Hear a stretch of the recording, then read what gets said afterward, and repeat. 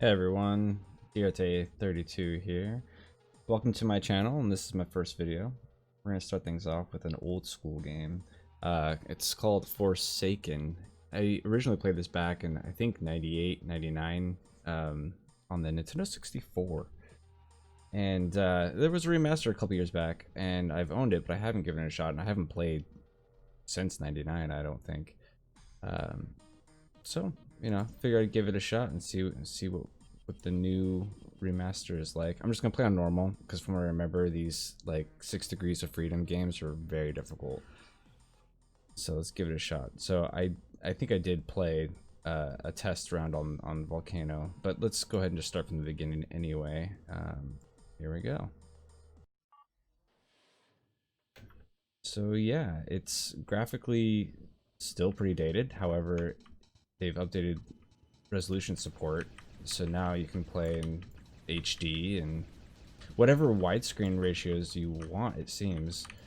Now I only have a 1080p monitor at the time of this recording, so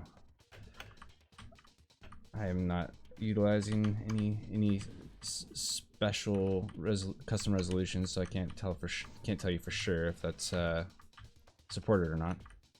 But yeah, this is a very old school game. If you play games like Descent, I guess you understand what it's all about. It's a 90s shooter, kind of standard, like a Quake series or something like that, but instead you are in a little spacecraft where you're floating around. And yeah, sorry. This is takes a little more of my attention than I thought it was going to.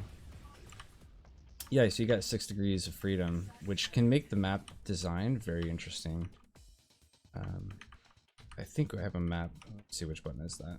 Oh yeah, here we go. Here's the map. So far, I think this is, being the first level, it's going to be very straightforward. But yeah, you can get some complicated map designs with, kind of 6 Degrees of Freedom. And so I didn't play much of Descent when I was a kid. I was kind of young, didn't have a PC that was capable of playing games at that age, but I did have a cousin that had it. I remember watching him play a bit, and I was very intrigued by the whole concept. So when this came out on the Nintendo 64 years later, well, a couple years later anyway, I did have a Nintendo 64. My parents, I guess, was kind of spoiled in that regard. And as you can see, that was kind of like well, it's an elevator, I guess, but it's kind of a door, the bottom as opposed to the side here. Now this level, we do have a time limit. And this might be a really fun game to try to speed run. I am not good enough at games in general to be able to speed run. Oh. It's actually quite challenging, really.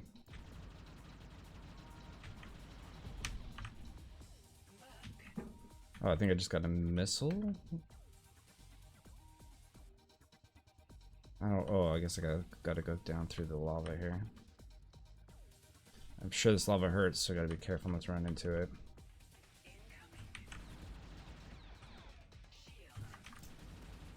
Oh. Oh, this guy's still alive. Alright, let's see here. Now, I do recall in this game, the enemies sneak up on you all the time. They're actually... Now, these guys I'm fighting right now don't seem that difficult, but there are bounty hunters, which are kind of like other players. Think of like the characters in, I guess, Quake or something.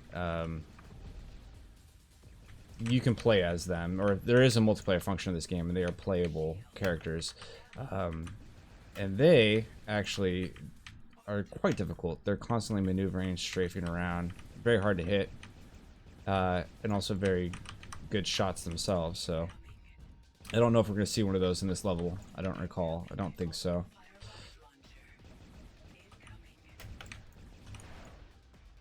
Oh, there's a rocket launcher. I guess I should use that more often. Dude. There we go. They shoot the doors, kind of like Metroid. Probably a staple of the time. Whoa.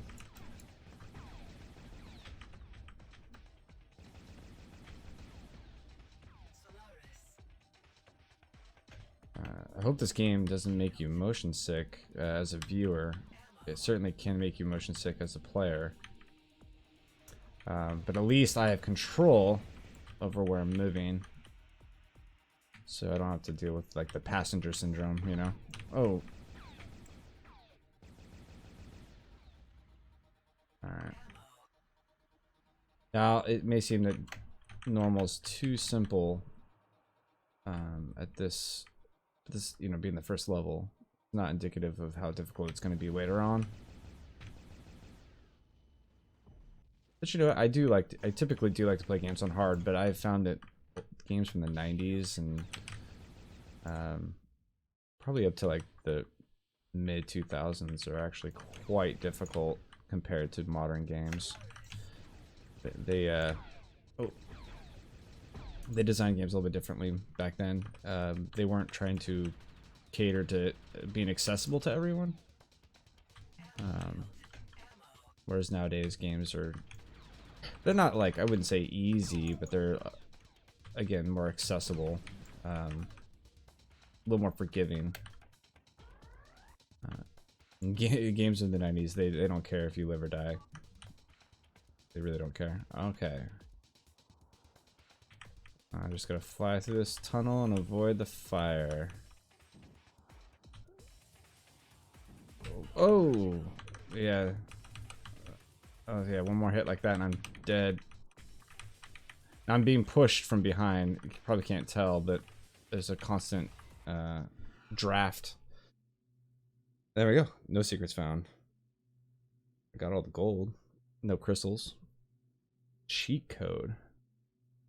Interesting. Oh, well there you go. That's the first level. And I think that's just I'm gonna wrap it up for just one level at a time. Some of these levels are gonna be much longer than that.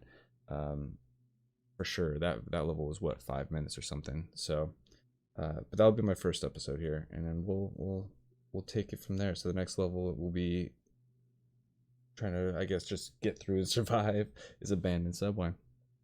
All right, well, thanks a lot for coming to my channel, and I hope you all have a great day. Thanks. Bye.